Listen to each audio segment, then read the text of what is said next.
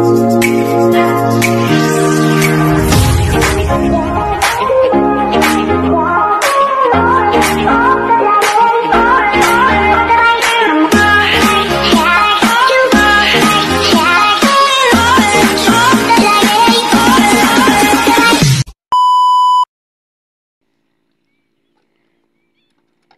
ayan mga katandem, muli po, ito na yung araw na hinihintay natin na pagsasabog muli dito sa bukid natin na pinag-anihan natin noong nakaraang buwan. So ayan po, bali muli po si paring Wenwen Puentes po ang katuwang natin dito sa bukid natin. So bali siya po na magpapatag niyan at magigising ng putik para po bukas sasabugan na. So tayo naman gagawin natin, magpipigtas tayo ng mga pilapil para po yung tubig tumapon na. So ayan po siya. Let's go. Pare, bahala ka na dyan ha.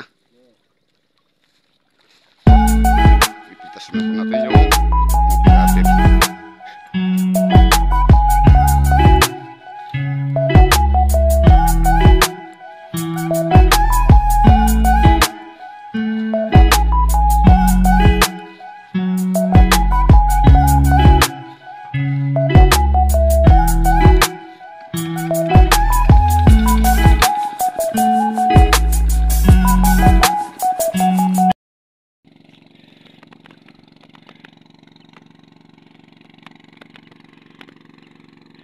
Okay mga katandem, papatiyo na tayo at bubuksan na natin dito para po daanan po ng tubig yan mga katandem.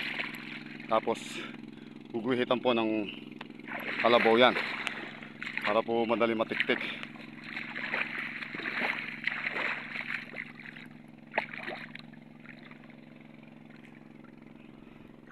Ayan po So bali ito po mga katandem, dati dalawang pitak yan. Yung kapantay nung mismo merong drum natin na yun. Meron po siyang pilapil doon yan. Tinanggal na rin natin mga katandem dahil naka-level lang po siya, parehas din ng takbo ng tubig. Isa pa rin po abala yun at isa rin na nagkakaroon pa ng damo. Kaya itong lagay natin ito, pinapatin na rin natin sa roto.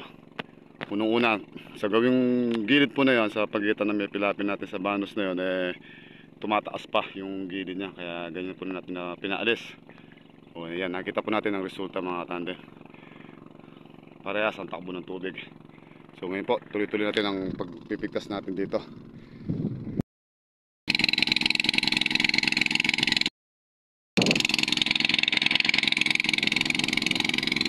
O yan po mga katandem, nandito na po si paring Wenwen sa pangalawang banos natin. So bali, meron na siya nangyari isang pitak doon at tatlong pitak na maliliit pa yung naiwan doon sa taas. So hindi pa po nakabasag yun mga katandem. Ang gagawin naman natin doon, sabayan. Sabay po ng pagbabasag natin doon at sabay na yung sabog. Hindi pa po natin inibis na ginalo yun mula nung tinaroto natin dahil nga po sa namamakat siya o yung dumidikit po yung putik, dumitigas o yung tinatawag nilang nananabla. O bali, ito pa po niyan mga katandem ang kakanain niya. So bali po hindi tayo bumutot ng makina ngayon maghapon. Kahit kahapon hindi rin tayo bumutot. Si parang Wenwen po yung kumana ng pagmamagana natin dito sa 2 araw mula kahapon. Sa day lang po na medyo naging masama ang pagramdam natin. Kaya mabuti na lang po yan.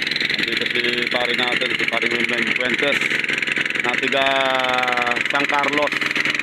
San Carlos, Cabiao, San Carlos, mga katandem.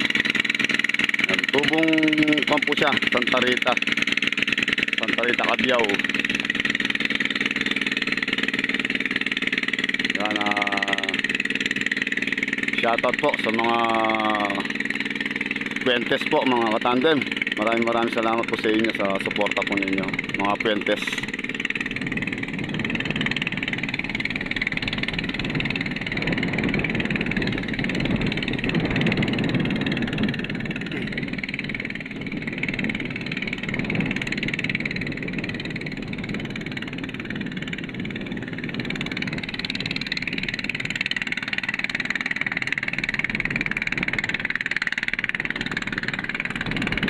Ayan mga katandem, bali mula po dyan sa pilapil po na yan mga katandem, susunod na pilapil pa, isang pitak na ito ayaw, hindi verde na yun mga katandem. Ganong kalawak yan, isang pitak natin na yan. Tinanggalan natin isang pilapil doon. Inalis na ho natin kasi isa lang din yung level ng tubig.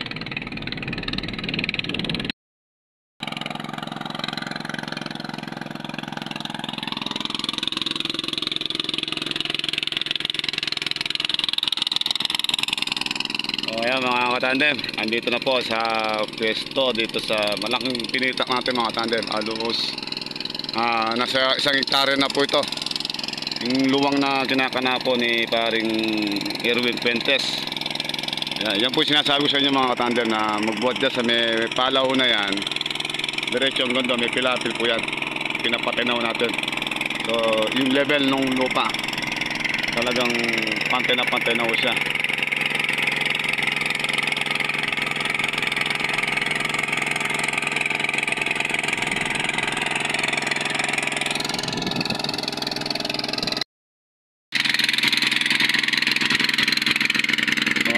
Tandem, malapit na naman matapos to isang pitak na medyo malaki-laki. So pagkayari niya, lilipat na po siya dito sa pababa.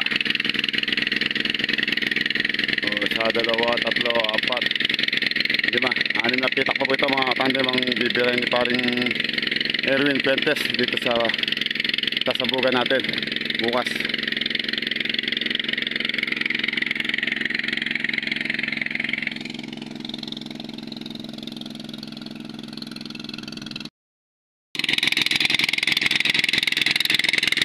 So yan po mga katandem, isang pitak na lang po ang kakanayin natin. Kinakanan ni paring Erwin Fuentes. So yan po, ginabi na po tayo.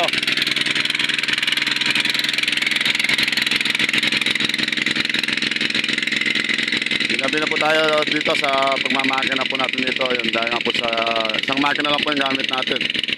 So ayun po yung mga ginagina niya. Ayan po. So yan po yung kung saan po nabaon yung rotogator. Pero napasukan pa rin po niya. Nakakuha pa rin po niya napatag mga katandem.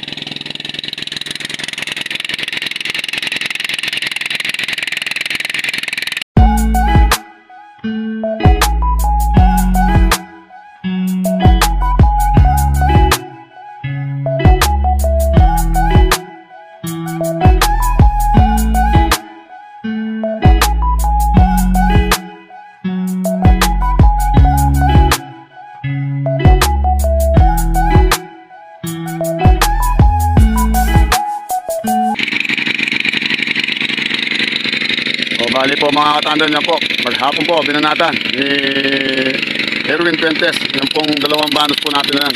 Siya lang po ang nagmagana mga katandem. Siya po yung nagpinis. So bali bukas po, meron pa pong mamakinahin yung makina natin bukas doon sa dulo. Yung nga po yung 3 pitak na bulod doon sa dulo doon. Yung po yung sabayan natin kakanayin yun. Basag sabay linang po mga katandem.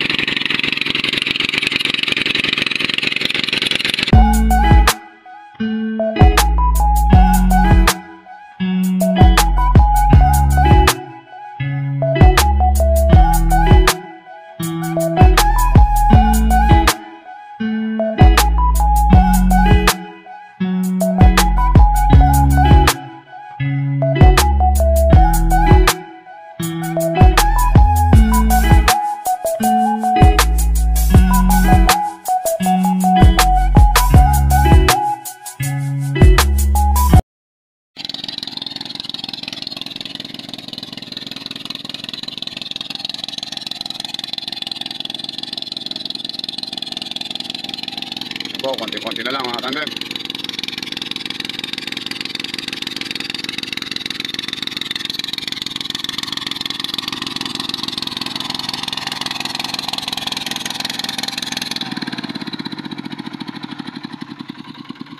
Para dyan na ba, Prada?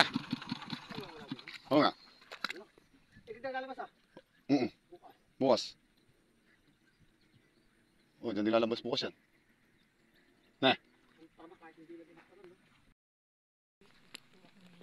Na. Di, iwan natin motor dyan pare. Iwan ko muna yung motor dyan. Bukas lang makuhaan. Di, makuha na lang paring gusalina nun. Baka lang gusalina doon kay Jason. Ha?